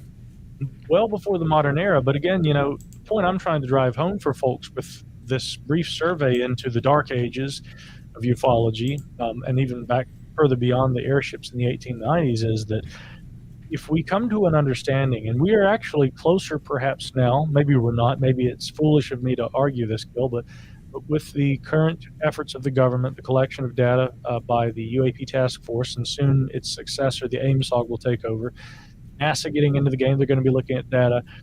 Of all of these efforts, I'm the most excited about the fact that, there's a legitimization underway that will galvanize independent scientists. That's a good point. Groups. And I hope that they will lead the effort and that civilians are going to take over, because that's where we're going to get the good data. I had a gentleman write to me the other day, and he said, if you want a really good objective UFO study, try something nobody's ever done. Leave out all the government data. Because one thing we know is that in various instances over the years, the government, for reasons of national security, has obfuscated, lied, covered up, presented bad information, misinformation. sure, there's probably some good data in there somewhere, but he says we could do well to leave all that out and work with the civilian data and do a very careful, sane, sober, skeptical analysis of that data. And so again, I hope right now in the here and now that civilian efforts are going to lead the charge in the next few years. It may take the legitimization that will be the result of AIMSOG and the UAP task force. And again, I've talked with some of these people. Some of these people who have been intimately involved in what the government has been doing in recent years. And of course, in the interest of national security and their sworn oath, they cannot reveal too much information, and therefore I don't have any kind of secrets. But from what little they can convey to me, I mean, we know there's some good data being collected. But how soon will the American public be made aware of or privy to any of that? And that's the problem. We're going to have to do this ourselves. And so at the end of the day, I'm a geek who studies this stuff, but one who recognizes that we're going to have to understand the history, like Barry Greenwood said, to be able to have the full picture of what this phenomenon may represent. Why Absolutely. Is that important? Yeah. You said it best, and I know we've got to a giveaway to get to. But listen, let me just give Gil props here, folks. We've got a half hour left, so. Oh well, hell, we got all the time we need then. But no, you said it best. You hit the nail on the head. When we go back to classical antiquity, if we have any really good cases that are difficult to explain as a false sun, parhelion, a meteor streaking through the sky, all little understood phenomena in that era, but phenomena that were recognized and that we find accounts that clearly describe that from that era. Then when we find someone saying a shield emitting sparks, didn't fall into a battlefield, but as this motif across the sky. It went through the sky and we saw it fly around, and then it did an L-shaped 90-degree turn and took off. When we see really good reports like that, as you correctly said, Russia or China, I think not. Nope. I think not.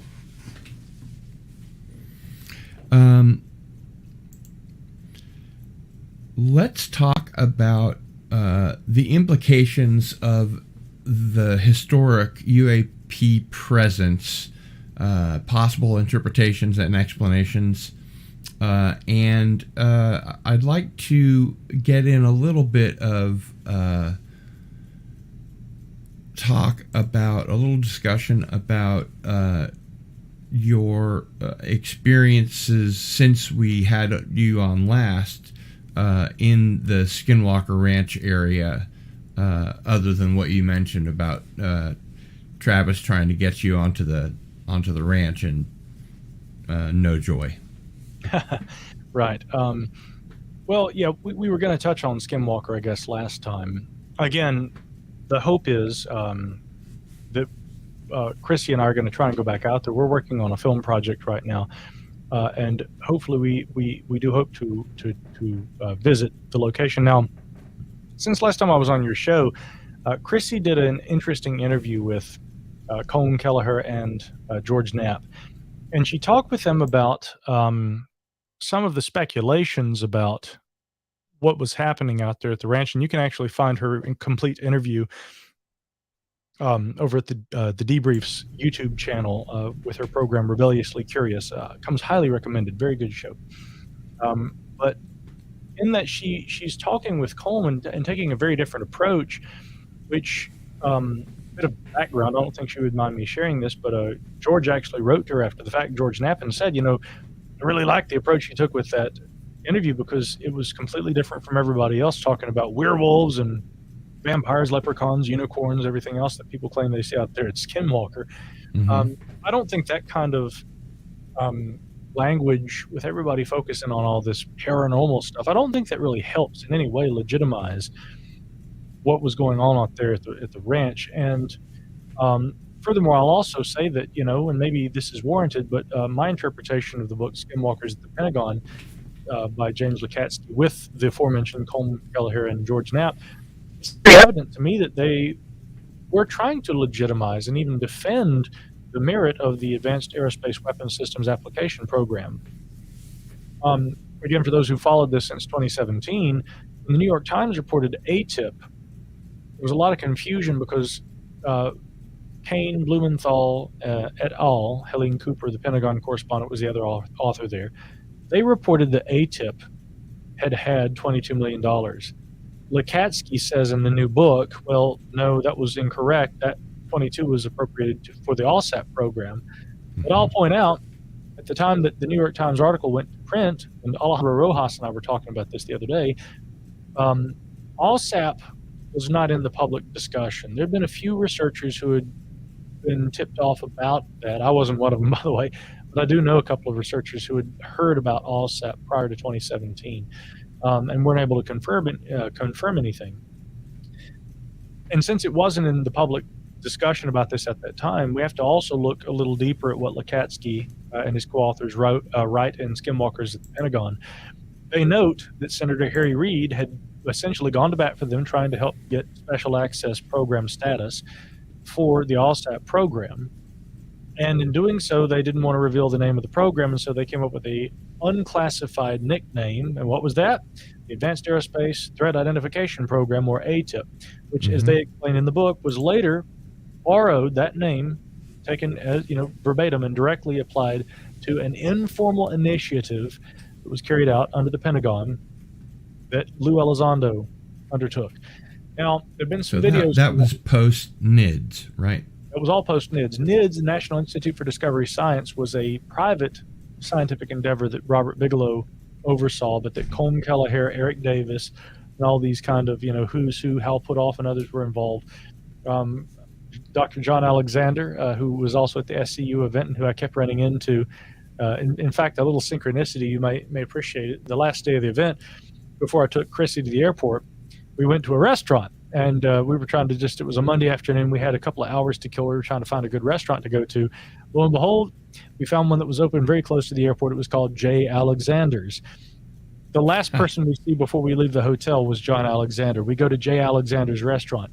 I drop her off at the airport. We're standing in line, and who shows up and stands right behind us? The last guy to leave the airport before Chrissy, John Alexander. Wow. One of the original men who stared at goats, but also another guy I'd really like to have on the show. John's fascinating and incredible to talk to, and I've had the pleasure of speaking with him at length and then seeing him at the event. But also one of the men who had participated in those NIDS investigations. So that said, yes, the NIDS stuff was in the 1990s.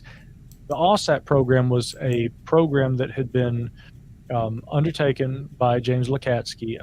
The way that came together is outlined in this book, Skinwalkers at the Pentagon, but it was a Defense Intelligence Agency program.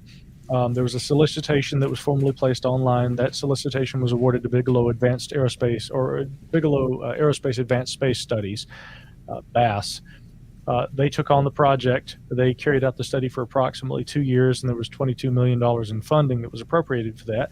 It was later given a unclassified nickname that confusingly was also given to the informal Pentagon initiative, out of which, if we're going to establish the timeline of all this, out of which the UAP task force grew, because the UAP task force, when that was officially called for in a bill in advance, I guess, of the fiscal year 2021, I think, if it wasn't the 2020, I know that the bill appeared in 2020, but I guess it would have been for the fiscal year 2021 Intelligence Authorization Act, I believe. That's where they had the language that mandated the formation of the UAP task force. Right. Significantly, if you read in that language, it says that Congress supports the efforts of the UAP task force. They referred to it as though it already existed. And in fact, the idea of a multi-agency task force had already been confirmed to researcher Roger Glassell, and then John Greenwald as well, who John, to my knowledge, was the first person who in print ever said there's a UAP task force. Mm-hmm.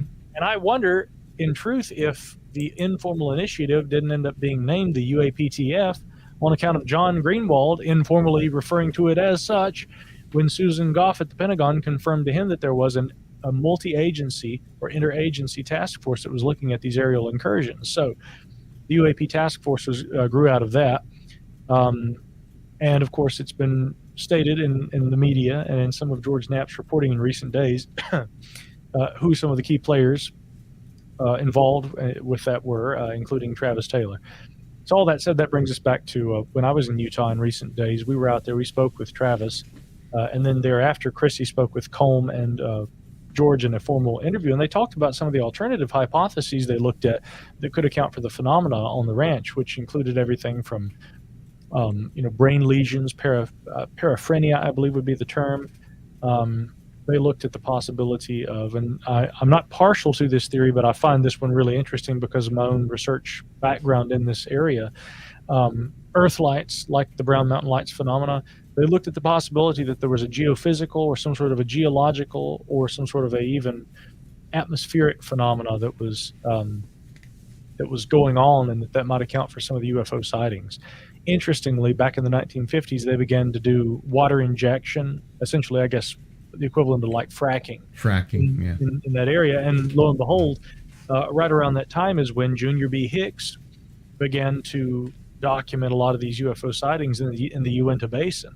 But can we say that there is a surefire correlation between those operations and UFO sightings? Maybe not.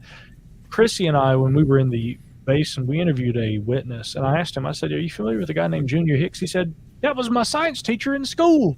He said he collected UFO reports. He says, and I'll tell you the UFO sighting I had that I gave to Junior.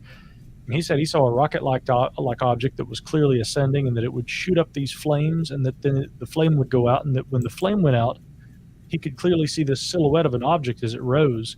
And he watched this thing go straight up into the air, and he watched it go up, and it kept going up and up, and then eventually the object just kind of goes. He gets to a certain altitude, and then he says it's just like it just takes off.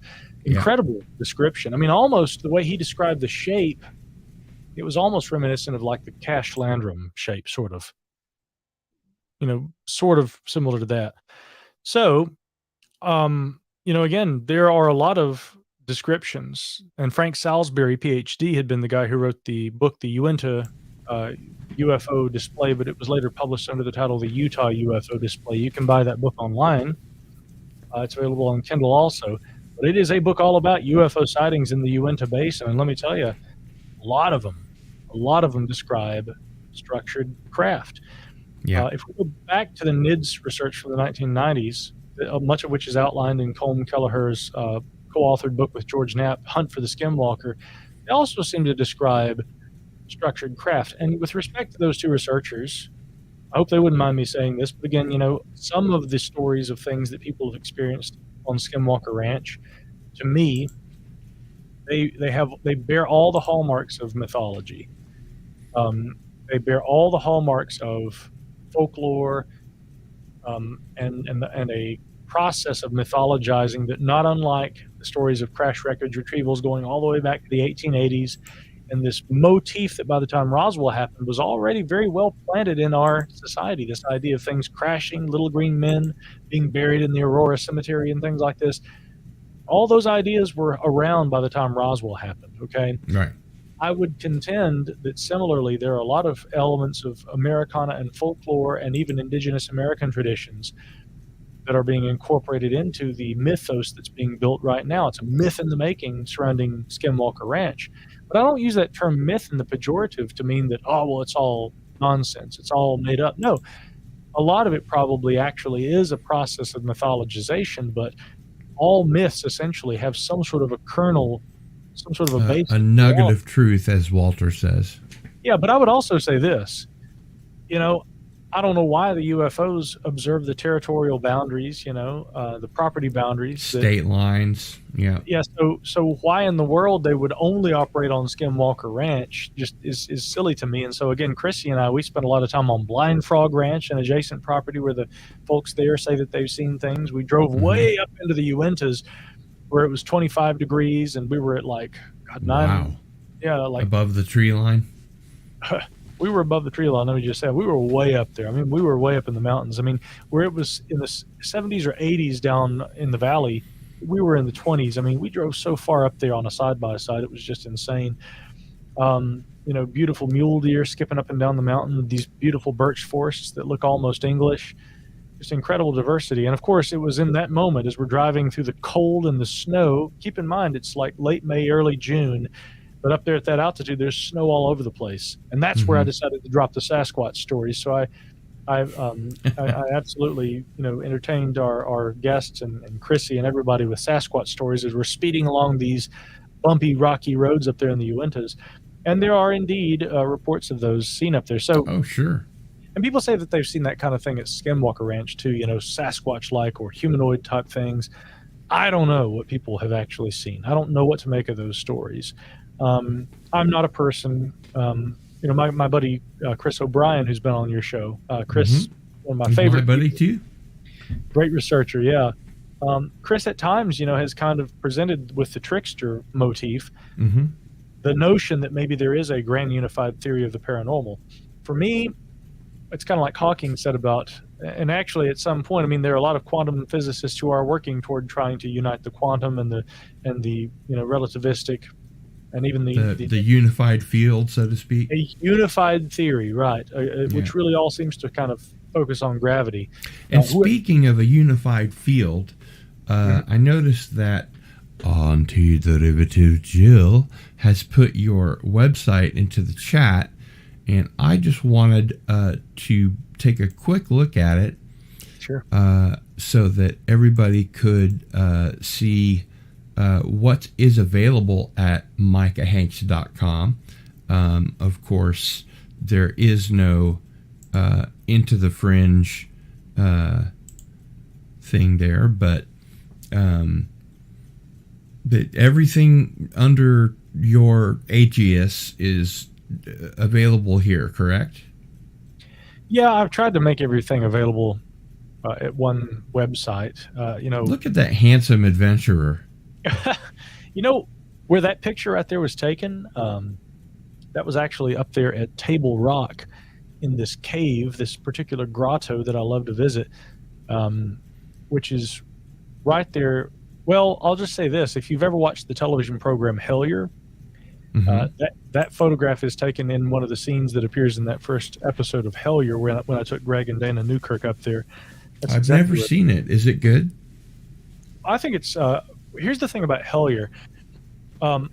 It came very much as a surprise to me that I was going to be in it when the series appeared online. I had no idea I was going to be in it because I'd filmed that section with them for a different project, and I think they'd filmed it 8 years prior to it appearing in Hellier. But Hellier is a very interesting series. There are a lot of different opinions about it. For me, fundamentally, though, I guess it's best summarized in the notion of this so-called Hellier effect, which kind of has to do with synchronicity. A lot of people who have watched the show have really been taken by this idea that there are number sequences and other things and recurring kind of memes and motifs that appear in our lives that lead us in certain directions and things. And that's the interesting thing about it, was that for me, I took Greg and Dana up there and showed them this cool cave around the Brown Mountain area, and that ended up being very significant for them, related to some other things that they were investigating up around a little area called Hellier, Kentucky at that time, as they describe in that series. But I have to say, one of the really great takeaways from Hellier is that it really shows that people, without a big professional film crew, people who have a sense for art and aesthetic and an interest, a desire to go out and look for unique things, can produce great quality programming, and they really did that. And speaking of great quality programming, you have whittled down the number of podcasts that you do to 17, correct? Well, yeah, I've got all those shows linked there on the website, but, the flagship remains the Micah Hanks program, formerly the Gralien Report. There's still some confusion there. Some people say, he does the Hanks program and the Gralien Report. No, I just changed the name of the Gralien Report because, again, the whole idea was just associate everything with my name, because I've got so many different projects I'm involved with. As you can see there are several different podcasts, different things that I do. That's the Micah Hanks program, but up until just the last few weeks, I'd been continuing to do a news and current event show called Middle Theory. I had to finally just put it on hold. It's a good show. I like it. I liked it too, but there's only so much time in the day. And I've gotten to a point where I realize that these days I spend so much time producing those podcasts, the Sasquatch Tracks podcast, assisting and producing and co-hosting the 7 Ages podcast, the audio show that we do for archaeology, The Debrief. I'm now the editor-in-chief. I wasn't originally the editor-in-chief. I just wanted to be a writer, but I mean, Oh, wow. Editor-in-chief. That's great. Well, yeah, and the thing is, I've been editor-in-chief, gosh, how long now? I mean, I guess since the beginning of this year. Initially, MJ Benias, my colleague, had taken over that job. The Debrief had been an idea that originally had originated with Tim McMillan and I. I called him up excitedly one night and said, "Hey, I just bought a domain. I think I've got a good idea for a website we could launch." And it really makes sense that, in a sense, maybe I was the editor-in-chief all along, but MJ wanted the job first, so I said, "Go for it, kid. Try it out." Yeah. He did it for as long as he could stomach it, and now I've been handling that. But again, the point is, so much time in the day, and at the end of the day, I've told Chrissy, MJ, Tim, everybody, I'm a UFO guy. All this stuff, all these podcasting things are great, but what I really like to do when I've got the time is I like to read this stuff. I like to read this stuff. I relish conversations like this one, where we can really deeply look at this and talk about all this and say, listen, people, we have to understand our history so that we can understand our present. Past is prologue, right? Right. Absolutely. And I wanted to get that in there before we brought in anybody to help us with our giveaway. Can you tell us a little bit about the giveaway of the book that we're going to do tonight? Yeah, this is a classic. In the past editions of this program we've done, I've given away books that I was the sole author of. This is actually an anthology that I was a contributor to. This came out many moons ago. Rather rare. Rare by today's standards. In fact, I don't have all of the anthologies that I've contributed articles to, but I do have a couple of copies of this one, and I think I can afford to part with one for one of our wonderful listeners tonight for your program. Many thanks. And this is, yes, you're very welcome. This is Lost Secrets of the Gods, the latest evidence and revelations on ancient astronauts, precursor cultures, and secret societies. Rather sensational subject matter. But I was one of the contributors here, along with Jim Mars, my dear friend Dr. Robert Schock, of course, who redated the Sphinx. Nick Redfern's in here. A lot of other people. Laird Scranton, of course. Scott Allen Roberts. A lot of names. My contribution to this one, I believe, had to do with, it was titled "To the West, the Largest Giants in Native American Myth and Folklore." Which is a contentious topic because, there are a lot of traditions about large people or giants.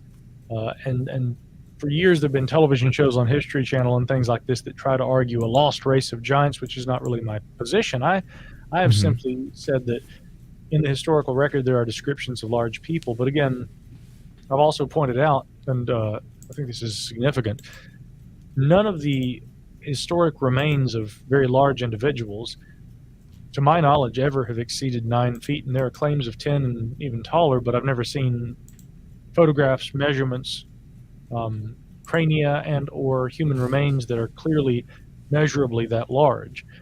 And so I, years ago, said if we're going to make any extraordinary claim to there having been large people, giants, effectively, we should say, what constitutes a giant. And the tallest man on record, still to my knowledge, is and was Robert Wadlow, who, according to the Guinness Book of World Records, was, I think, 9 foot 11 inches tall, or 8 foot 11. Wow. He was 8 foot 11, so he wasn't quite 9 feet. But so I said the Wadlow test, we could call it, show me human remains from the ancient past that are taller than Robert Wadlow, a man who actually suffered from a growth hormone disorder that caused him to grow that large. In some of the cases where we have tremendous human remains, they clearly show features that we can associate with acromegaly, high cheekbones, spacing between the teeth, pronounced jaw, a lot of these kind of characteristics. But there are a lot of kind of pseudoscientific ideas that get woven around this over the years that people try to say a lost race of giants that once existed. And there are some interesting legends, like the legend among the Paiutes about Lovelock Cave. They claimed that there were giants that they fought with called the Siteka that were driven into that cave. So I try to separate some of the wheat from the chaff in this essay, in this fantastic collection of articles edited by my pals Michael Pye and Kirsten Daly. And you there at home, dear listener, who wins tonight's giveaway, you too can enjoy this. Yeah. That's a great giveaway. I think we're waiting on one of the mods to pop in and bring a wheel with them, and I think that the wheel, as far as the entry to the giveaway, has expired. So we're just waiting on a mod to bring us the wheel. Well, if they can't bring a wheel, Gil, I will lend them a flying shield for this occasion. They can use that flying shield instead. How about that? Well, worst case scenario, we have a backup plan. But there's a question here from Ari, who happens to be my brother. Oh, Micah, I know we're short on time tonight. Sometime could we look into the linkage, if there is any, between giants, as you've been talking about, and the Jotnar in Norse mythology? I haven't looked into that case, but Ari, that's definitely something we should look into. And again, I am as interested in those stories about the giants as anybody. But again, I think the problem is that a lot of people look at those stories and they adopt a pet theory. Oh, these are Sasquatch. Oh, these are the Nephilim, And I've gotten some pushback from skeptics who, just because I have taken an interest in that folklore, and I've always tried to say, I have not found any instance of an alleged giant that was in excess of that 8'11" boundary, the Wadlow test that I've instituted, which, it's just a name I have for it. Man, talk about growing pains. Oh, my God. Well, again, the acromegalic features or macrocephalic features are almost always with the crania that are allegedly representative of these giants. They're almost always present. There are some interesting anomalous archaeological or paleontological remnants, that are suggestive of something more and something fairly recently. I think the best example is what's known as the Penghu 1 jaw fragment, which was found off the coast of Taiwan a few years ago by some fishermen. It's believed to have been a Pleistocene era hominin of some kind, but one that seems to bear very, very archaic characteristics. And there have been speculations. I don't follow these, frankly, because I think that the genetic evidence that we have about Denisovans definitely points to them being much more like Neanderthals, and we have a very good idea of how Neanderthals look, but morphologically they were different from us. And speaking of Neanderthals, I would like to bring on your friend and mine, Darius Munchausen. Hello. That's the best segue ever. That's all I had. Can you hear me over my body hair? Yes, I can. All right. Your prodigious body hair. And I see that you bring a wheel with you. Yes, we have the wheel. All right. Excellent. We're ready to spin. Well, let's go ahead and give it a spin. All right. See who our lucky winner is. Just a reminder, I cannot control the wheel. Oh! Warachi. Congratulations. Congratulations. And all you have to do, Warachi, is send me an email with your either email address or your mailing address. I'll pass that on to Micah, and then he'll send that autographed book your way. So once again, congratulations on that. And Darius, thanks very much for helping us spin the wheel. Always my pleasure. And thank you, Micah, for joining us. Well, always my pleasure, Darius, and thank you. Indeed. Well, Gil, looking ahead, we've got a few more of these shows, at least a couple more, I guess, that we're going to be doing. Mm-hmm. And in this fantastic 6 month, a 6 month block that we've kind of lined up. This has been a lot of fun. Something I haven't done a lot of public discussion about, though, is the infamous Friendship Island affair from down there in Chile, right? Which has been variously described as a a South American Area 51. Some have described it as evidence of a breakaway civilization. And just in case, I happened to have my file on that available. But, cool. We don't have time to get into it tonight, but I might propose that next time, I may have another Skinwalker update for you next time. We'll see. Cool. We'll see where my travels take me. I very well may, as I'm heading west in the days ahead, I may end up in Utah for all we know. But maybe we should talk about Friendship Island, which is a very strange complex of mysteries that, to me, may suggest something very interesting. And this almost in the area of, because we'd started before we did the giveaway, Philip there saying infamous friendship. It is infamous, and yet strangely, so many in modern ufology have no idea what that's about. I've lectured about this on one occasion. I gave a talk about it in England a few years ago. But maybe it's time that we bring this back over to an American audience and discuss it. Yeah, that sounds great. That'd be a lot of fun. But really quickly, you mentioned too tying this all together, and that's a really important thing. What does ufology throughout time and observations of earlier sightings represent? Are these time travelers from the future? Is this an alien presence that's been here for a long, long time? Have there been technological developments that occurred sometime a long time ago?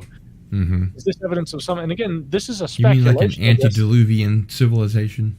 Well, again, there have been people, and these ideas get really pseudoscientific and crazy for me, but I mean, there have been people who've tried to say the original lost technology was Atlantis, and that's where the UFO stuff comes from. I think I recently had people tweeting at me saying, the answer to the UFO mystery is right under our noses, and frankly, it's actually under our oceans.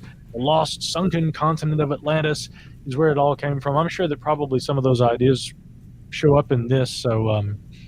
I'm jealous. I never get to win any prizes. But I'll have to send you some books, too. But, well, listen, I'm working on some books that if I can ever actually devote the time to really being able to get back into these, I've got some really great research projects that I think once these books, if I can ever finish them, God willing, they're going to be fantastic. And I'm going to make sure that you get complimentary copies of each of these, Gil, for all thank you. All the great work you've been doing, man. I got to get them finished and published first, though. That's the only catch. That's true. Yeah. All right. Well, it is time for us to wrap up. We've gone past 2 hours. I apologize for the half hour of audio issues that I had. I have no idea where that came from, but thankfully we got those fixed. And Darius, I want to thank you once again for spinning the wheel for us. And Micah, as always, it's wonderful to have you on, brother. I can't wait until next time. It's always a great show when you're on, and looking forward to the next time. Likewise. I couldn't say it better, so I'm just going to leave it at that. What he said, folks. Fair enough. And thank you, Cardinal Sin, for doing the show. Yeah, thank you. Thank you, Darius. We'll go ahead and sign out. It's Cardinal Sin out.